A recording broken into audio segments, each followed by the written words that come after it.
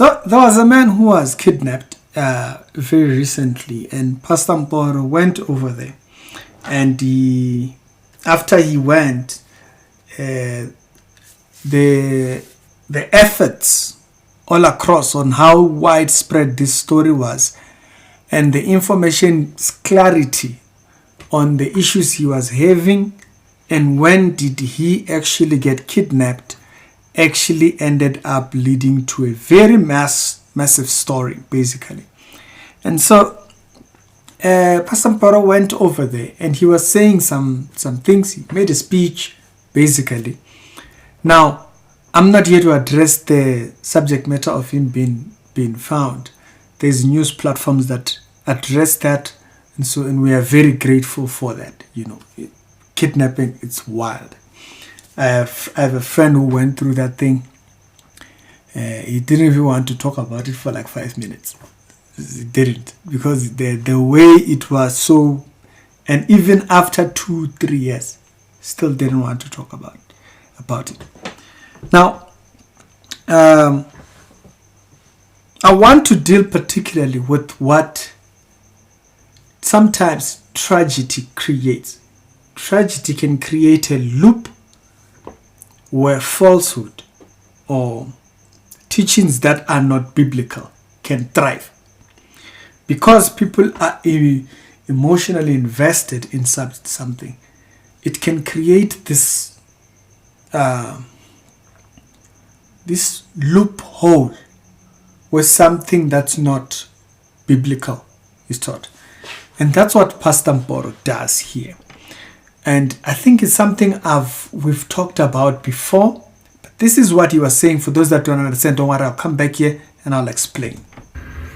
For 28 days, Kamalayo Mazwi, ungatholakala umkhondo. Kamora ore ahane ho reksetsa batho bana ba tswang mo ba tswang teng, ba rekisang di paza shop mona ho thwe ba Pakistan. Nga phethe mali ayo banka, he didn't reach the bank.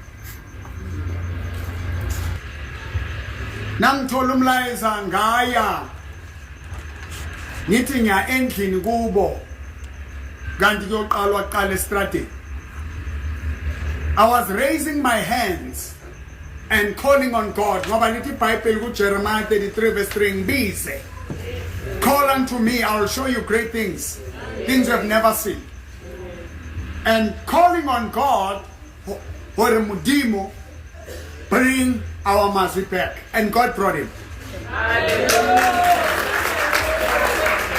Ngifuna ukubonga ukuthi bana batharenso bana bamanso leranso. Our communities are coming together. Makuvele inkinga nobuhlungu, we must all unite irrespective of our cultures and beliefs. Ngibone nezinyanga nezangoma ogogo lapho nomkhulu bajoyinile, which is good, because sonke singabantwana bakaNkulunkulu. Nomkhulu bajoyinile, which is good, because sonke singabantwana bakaNkulunkulu noma singazi. See what I mean? So even though we don't know, we are all the children of God. This is what I mean when I say, when tragedy pops up, there tends to be this window where unbiblical teaching are taught, and we must be very careful with things like that. There was a point where Pastor Mboro was praying for a goat. It was very weird. That was going to be offered to the ancestors. It was very weird type of things. It was very weird. Just, it's nothing to do with Christianity. It's just weird. Now you have this. He says he's teaching, what he's teaching here, it's a specific teaching. Ricky didn't make it. You can literally find it online. It's a doctrine called universalism. Okay, salvation's universalism. This idea that we are all the children of God, that's not a biblical doctrine. We are all God's creation, but to be a child of God, it's a specific thing. It's a specific. It's a specific. You must be very careful when you're handling teaching in a public space, wherever. But that's why the Bible says, be careful of your doctrine, because it will help both you and those that hear you.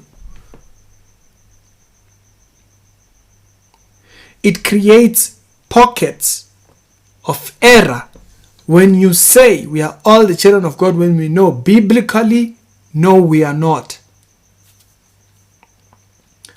People who are close, they don't want to be. As a matter of fact, they want to stray as far as possible. They say Europeans did their own thing, Bible did their own thing, we had our own way. These people don't want any association. But now in the name of unity, compromise is introduced. In the name of we must unite and all that. We must be very careful when it comes to things like that, because at a time of tragedy, that's,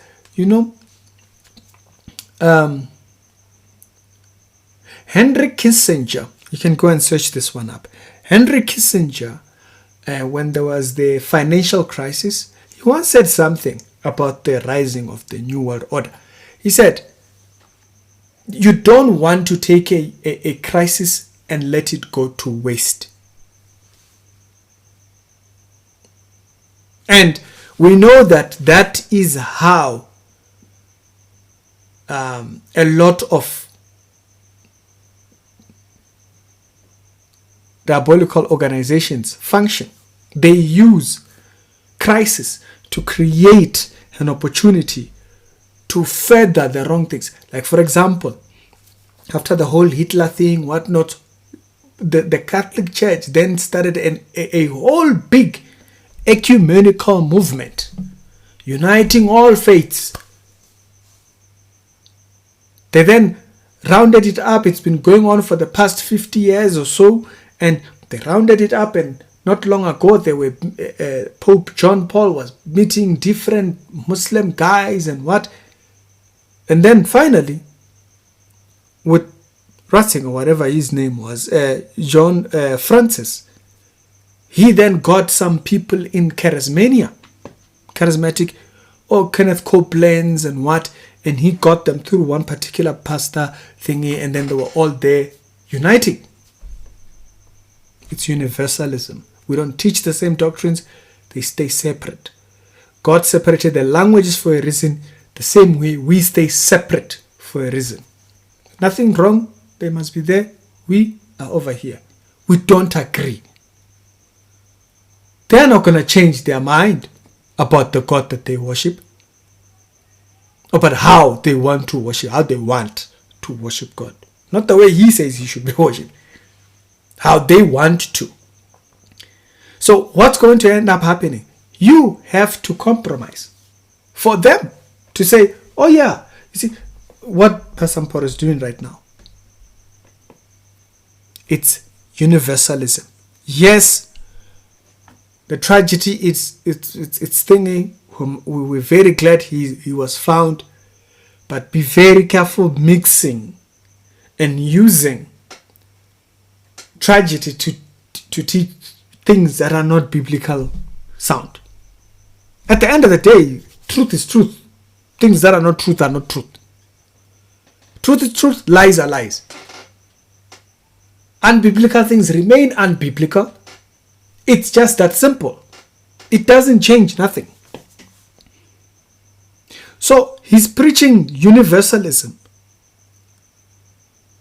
After all, we are all children of God. No, the Bible says that it is very clear about who the children of God are. Go Google it. He says, these are the ones who are his children of First John. I think it's First John. By this they will know that you love one another. He's not talking about people as he's talking about the people amongst the body. Love one another. And he says, when this love is expressed in you, not the love of unity outside of doctrine. He's talking about love expression from the brethren. And by so they will know you are the true children of God. So he literally puts it in there. The expression of the love of God is within the bounds of doctrine by which way we agree who God is. Should I find the verse?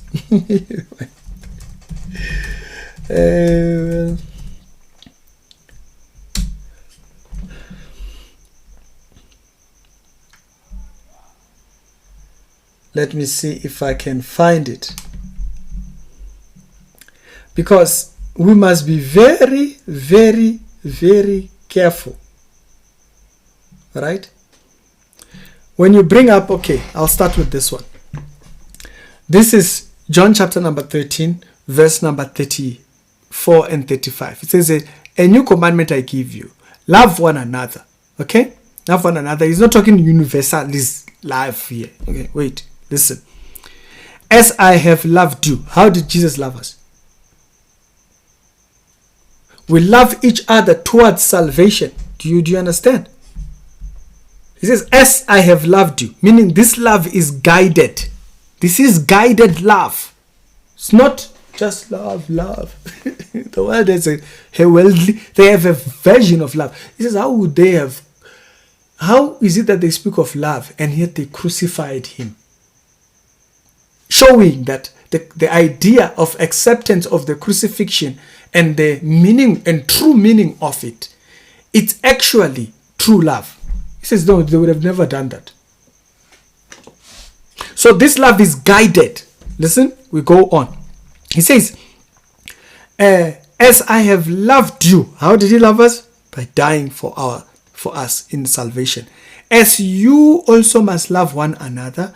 By this everyone will know that you are my disciples, if you love one another. So there's a certain display that comes off from believers. When we do so, others are able to see. It says, Lord, where are you going?